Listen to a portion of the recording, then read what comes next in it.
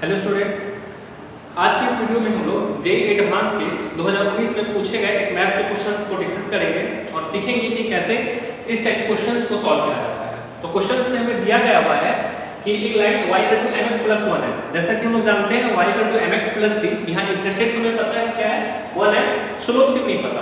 ठीक है, कोई बात नहीं, आगे बढ़ते हैं। इंटरसेप्टेड द सर्किल मतलब कोई सर्किल है, ओके, कोई भी सर्किल है जिसका इक्वेशन में दिया हुआ है x - 3 का होल स्क्वायर प्लस y + 2 का होल स्क्वायर = 25।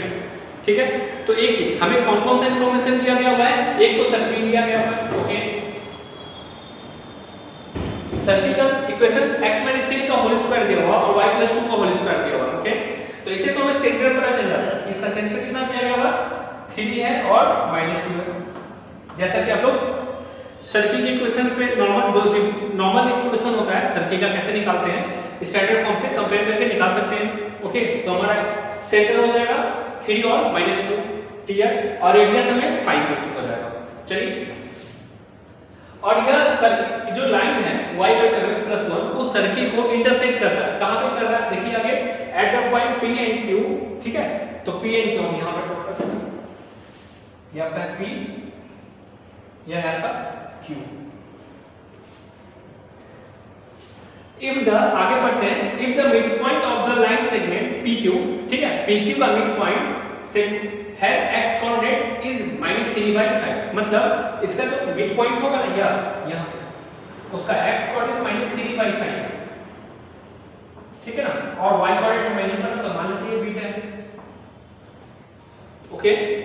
हमें PQ के मिड पॉइंट क्या दिया गया हुआ, जिसका x कोऑर्डिनेट -3/5 है और बीटा हमें नहीं पता, मतलब y कोऑर्डिनेट नहीं पता है, ठीक है। आगे बढ़ते हैं, then which of the following option is correct, ठीक है, मतलब ऑप्शन में देखें तो हमें m दिया हुआ है ना, तो m के रिगार्डिंग में, ठीक है, m के हमारा इस लाइन में जो m है उसके रिगार्डिंग में कौन सा ऑप्शन सही है।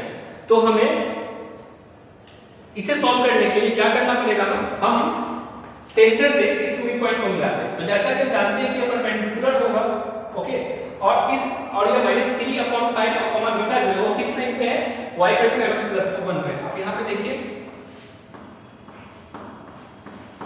y = mx + 1 है ना, और x कोऑर्डिनेट हमको पता है -3/5 है, तो y कोऑर्डिनेट बीटा है, तो बीटा इक्वल टू क्या हो जाएगा -3/5m + 1। तो बीटा को m के टर्म में हम इस प्रकार लिख सकते हैं। तो इस पॉइंट का कोऑर्डिनेट हम क्या लिखते हैं, इसे यहां लिख देते हैं क्या, -3/5 -3/5m + 1, ओके। तो इस पॉइंट का कोऑर्डिनेट हमारा क्या हो गया, वो हो गया, क्लियर है। और PQ का स्लोप जो है वो तो हमें पता है कि वो क्या दिया गया हुआ है, m है।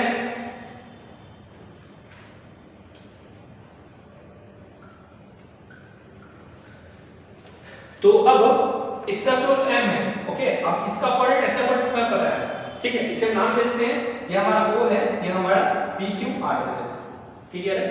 तो अब slope of OR and slope of PQ चूंकि परपेंडिकुलर है, इसके स्लोप का प्रोडक्ट क्या होना चाहिए, -1 होना चाहिए, ओके। तो OR का स्लोप क्या हो जाएगा, तो यहां पर लिख देते हैं slope of OR into slope of PQ equal to क्या होना चाहिए, -1 होना चाहिए। और स्लोप ऑफ OR क्या हो जाएगा हमारा, अब इस y कोऑर्डिनेट से y कोऑर्डिनेट का डिफरेंस अपॉन x कोऑर्डिनेट का डिफरेंस, तो y कोऑर्डिनेट का डिफरेंस क्या हो जाएगा -3/5, ओके, m + 1 -2, क्लियर है।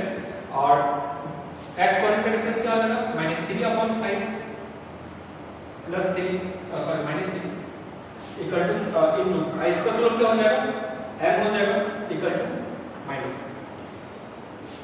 ओके। अब हम इसे सॉल्व करेंगे तो क्या हो जाएगा 1 2 3 3 हो जाएगा, 3 5 15 हो जाएगा, तो -3m + 15/5।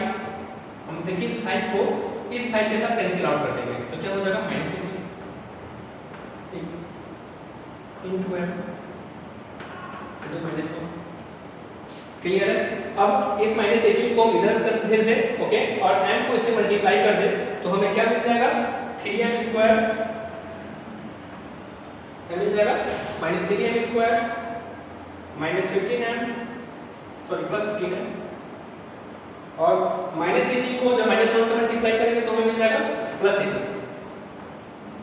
ओके, अब सारे टर्म को हम -3 से मतलब पहले सबको उस तरफ कर देते हैं तो हमें क्या हो जाएगा 3m square -15m +18। Okay, 3 common ले सकते हैं तो हमें क्या मिल जाएगा m स्क्वायर -5m +6 = 0। तो इसे में m का वैल्यू क्या मिल जाएगा, एक 2 मिल जाएगा और एक 3 मिल जाएगा। जब m का वैल्यू सॉल्व करेंगे तो हमें क्या मिल जाएगा, m का वैल्यू 2 और 3 मिल जाएगा। अब हम गिवन ऑप्शन के साथ टैली कर पाएंगे कि किसका वैल्यू हमें मिल रहा है। तो यहाँ देखिए फर्स्ट ऑप्शन में हमें m का वैल्यू 4, तो 4 तो है ही नहीं, तो फर्स्ट ही फॉर्म में ये हमारा कैंसिल हो जाएगा। ठीक है, दूसरा में देखिए -3 इक्वल टू ये भी कैंसिल हो जाएगा, ये भी ऑप्शन गलत होगा। तीसरा देखते हैं कि m less than equal to 2 मतलब यह हो सकता है, और लेस देन 4 मतलब लेस देन 4 का मतलब इसमें 3 तो ऑप्शन आता होगा। ओके, तो ये कंडीशन को सैटिस्फाई कर रहा है। अगले कंडीशन को भी और चेक कर लेते हैं।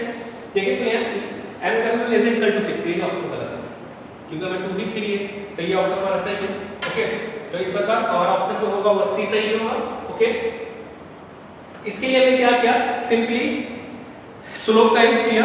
ओके, क्योंकि हमें लाइन का स्लोप पता था m है और जो सेंटर सर्किल का जो सेंटर और उसका मिड पॉइंट का प्रोडक्ट भी पता था, तो हमने इसके स्लोप का प्रोडक्ट जो कि -1 के बराबर होता है, इसे आप लोगों ने क्लास 11 की बेसिक्स में ही पढ़ा होगा। ठीक है, तो इस प्रकार हमने m का एक पॉइंट m का वैल्यू फाइंड कर लिया और m का वैल्यू से रिलेशन से सेटिस्फाई करा लिया। तो इस टाइप के जेईई मेंस और एडवांस के क्वेश्चंस मतलब बेसिक्स को मिला के क्वेश्चन बनाया जाता है। अगर आपको बेसिक्स कमांड सही हो तो आप एडवांस के क्वेश्चन को भी सॉल्व कर सकते हैं। ओके, तो इस आई होप आपको ये समझ में आ गया होगा। अगर फिर भी इसकी रिगार्डिंग कोई प्रॉब्लम हो तो आप कमेंट बॉक्स में जरूर बताएं। Thank you.